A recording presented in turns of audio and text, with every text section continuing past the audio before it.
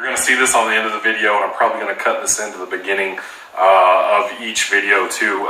Where can people find you if they're interested in your coaching services and or just following your training? On Instagram and Twitter, I'm at Wilcox Strength Inc. And on Facebook, you can just search my name, Derek Wilcox, public figure on there, Wilcox Strength Inc. as the business page for that. Primarily for coaching services, you're going to go through Renaissance Periodization. You'll go through their coaching portal for their website, where you can go there, select whatever package you want, 3, 6, 12 month, etc. Combo, diet only, whatever you want to do, and select my name on a drop-down selection box and complete your order. And I will link all of those in the descriptions of each one of these videos. Thanks for having me, Derek. I appreciate it. Thank you, man.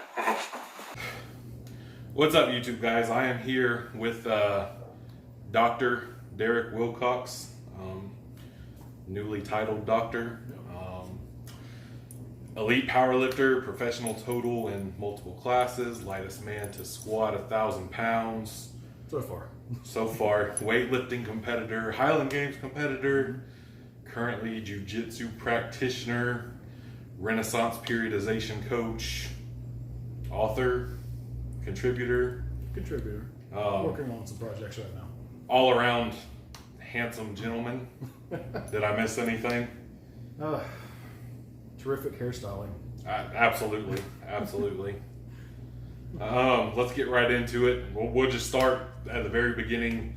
You know, what initially got you into lifting and sent you down this path? Oh, well, when I was young, it's a pretty common story. I was into sports a lot, and I was not always one of the biggest guys on the field when I was playing football, especially. But I was usually one of the slower ones too. So, when you have that combination of things, you can start to see where that's going to lead. If you want to be better in sports, you're going to have to get stronger. Strength leads to speed, and then strength on the field carries over anyway. So right. It originally started with that, and then thanks a lot, Mom and Dad. Yeah, exactly. You just go back and pick your parents. Yeah, there you go. But really, after a few years of battling injuries from just genetic things that I couldn't control, I've discovered that I fell in love with lifting a whole lot more than I was with the field sports, because there was a lot more direct. You put work in, you get a result, instead of you put work in and then you're still second string or third string or right. whatever. So the team sport concept, I didn't like relying on other people, and I especially didn't want other people having to rely on me for their success. So it's more of a taking responsibility for yourself. Certainly. Concept. So that always appealed to me. And so you ended up taking it a step further than most, and your education kind of went into this field that we're all kind of engrossed with at this point. Everybody who's going to be watching this, myself. Is that something where the training led you to the education to help your training, or is it something that you just thought, hey, this is kind of cool that I can work in this field, combination of both, all of the above, you know? Well, actually, early on, when I was probably freshman, sophomore in high school, I knew that I wanted to coach one day, because we had a program where we would bring in kids from the middle school, from the surrounding areas in the county, and we would teach them how to lift to try and help them get a head start on training for football or whatever sport they were going to be doing for the next year when they came to high school. And I had an absolute blast working with the guys that were coming in to try and learn, that absolute, base level, first day in the weight room kind of stuff. Right. And the reward for me personally was so great. Like, man, if I could make a living doing this would be amazing. It's one of those deals you feel like you're never actually going to work. Right. And I knew I wanted to do that, so I ended up starting in exercise science in my undergrad at Appalachian State. And I started getting around some of the people that were in the profession already. And, a lot of times when we're in powerlifting or competing in strength sports, you gain a certain knowledge base. Right. And you gain a certain amount of wisdom. And when you go to professional settings where you see people getting paid to do what, use the knowledge really you've already accumulated by real life experience. Right. They don't have that. Right. And things are really backwards, and it starts ending up, well, who do you know compared to what do you know? Right. And how can you apply it? I got disenchanted with the field in general. I think that kind of, in life in general, who you know, not what you know, dictates a lot. Yeah, for sure. And I started realizing that, and I thought, well, maybe this life dream isn't all I thought it was going to be. So I just kind of gave up on it, and I was already going after a minor in religious studies. So I just changed that to my major, got a minor in psychology, and ended up graduating with a religious studies degree of all things. Oh, wow. Yeah, so didn't have much of a plan for things after that, but I just wanted to get the degree. And about a year before I finished my undergrad, I went to go see Dr. Stone at ETSU, and that was completely from Dr. Mike Isertel saying, to put it bluntly, hey, I think you're going to waste your life if you don't come do this grad program. Like, you've got my attention. Certainly. And so I went to go talk to Dr. Stone, and I told him, well, first his initial question was, why are you getting a degree in religious studies if you want to do exercise science stuff? So, and I told him, and he's like, well, you've got experience, you've already taken a lot of exercise science classes, go take these prerequisites and come to the program, because your experience is exactly why we started our coaches education program. Right. So my real life experience ended up feeding into the program better than a lot of people who just had exercise science degrees. Right. So, and we were always on the same page for the most part with the reasons that we wanted to teach, and the purpose behind doing evidence-based practice, because you can't just you read a T-Nation article or Muscle and Fitness magazine or something like that. Which is what most of us have access to. Right. So when you actually have the ability to go through research articles and read scientific research that's been done, and the big thing with scientific research when it's peer reviewed is it is scrutinized beyond belief. Right. I'm not just talking about the methods and the results and the stats and all that. It's periods and commas, and it's absolutely everything that's scrutinized. And that's really the reason that peer reviewed research is at that higher level than just the wisdom of someone else. Right. Where they see something work and they tell somebody else that it works just because they saw it work. Right.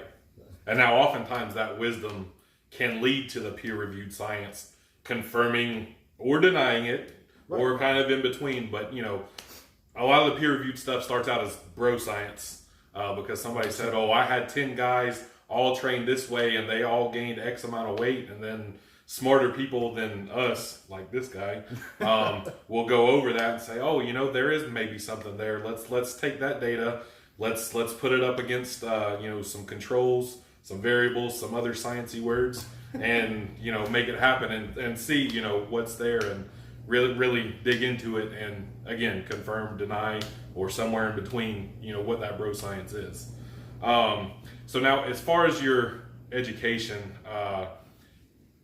you can elaborate a little bit to the people out there, saying somebody who wants to pursue that same type of education that you did, the kind of sacrifices, in terms of time, in terms of your mental capacity, added stressors, just et cetera, the whole kind of experience, summed up as best you can for somebody wanting to go that route. Well, the program at ETSU, the Coaches Education Program, sports science and everything, it's an Olympic training side as well. Our stresses are a little bit different than most other programs. As far as being a specific sports science program, I think it's the only one like this in the whole country. Oh, wow. There are 4 or 5 in Europe that have a similar model. But with the program at ETSU that I went through and was able to help supervise later on in my doctoral phase, from day one, you're assigned to go work in the weight room with sports team, a D1 college sports team, or we also work with Milligan, and we did work with King University as well. Oh, wow. So we had 2 or 3 colleges that we were all doing strength conditioning for, and you're kind of tossed into the fire. Most of the time you're not put into a lead situation unless you have previous experience.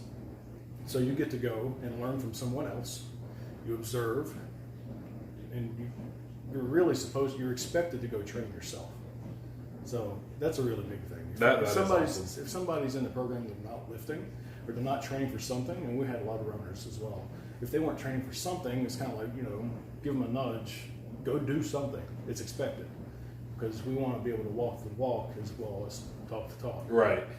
Because in reality, the things that we learn, as far as the theory and the physiology, as far as the application in the weight room, that's only about 10% of it.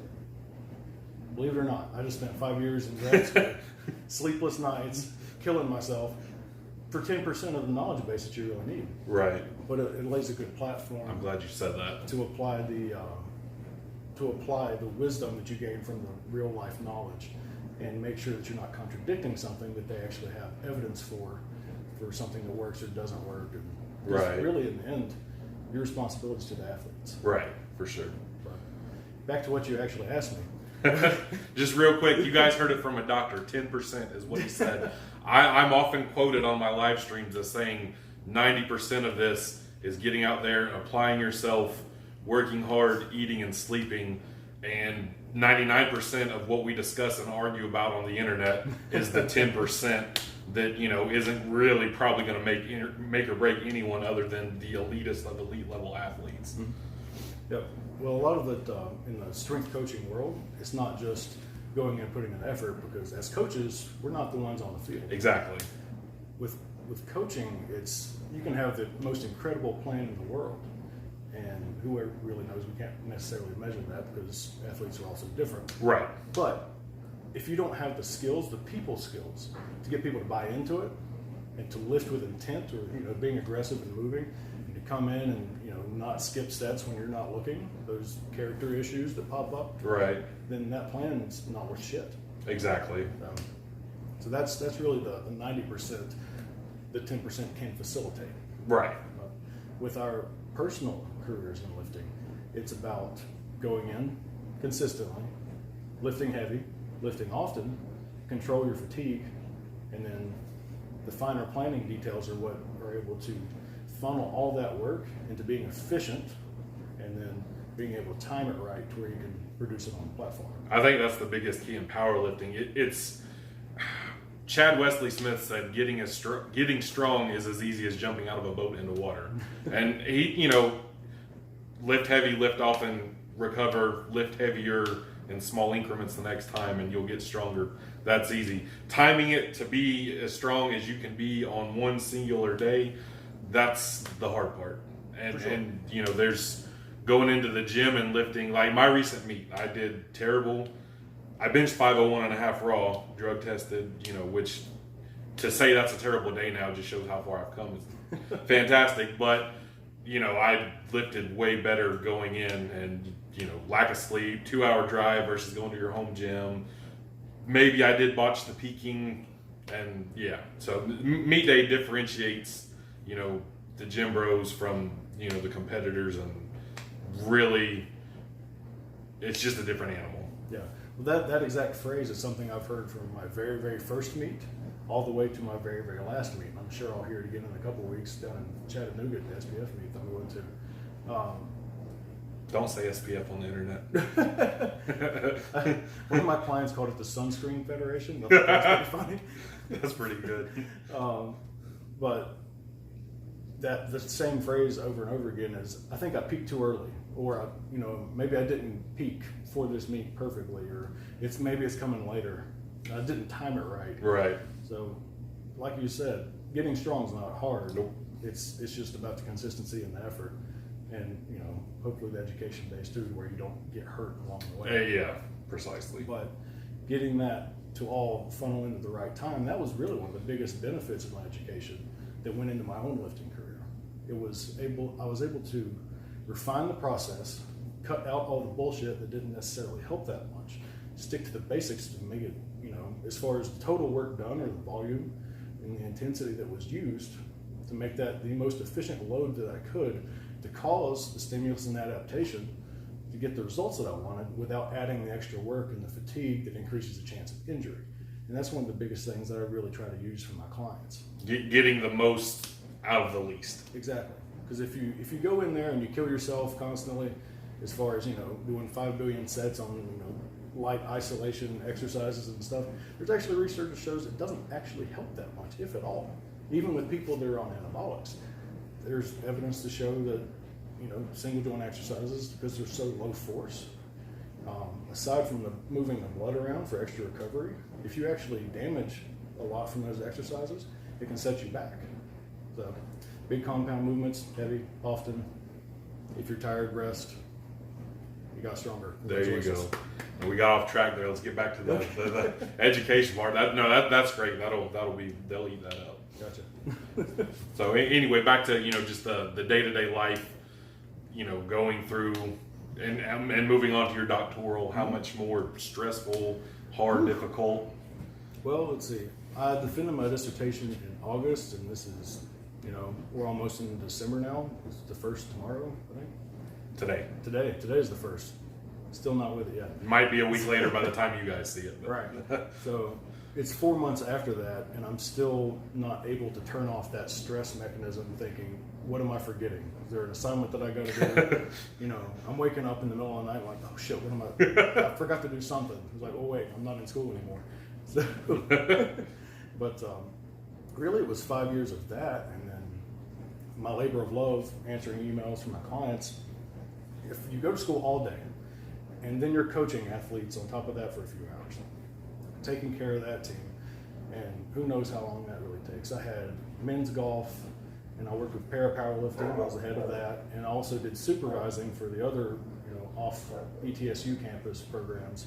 So that was traveling around a lot, and then I get home, and then I'm answering emails all night. So trying to train on top of that. There's not a lot of sleeping going on. And most of the training that I did, especially after the first year of my master's, I only trained 2, maybe 3 times a week.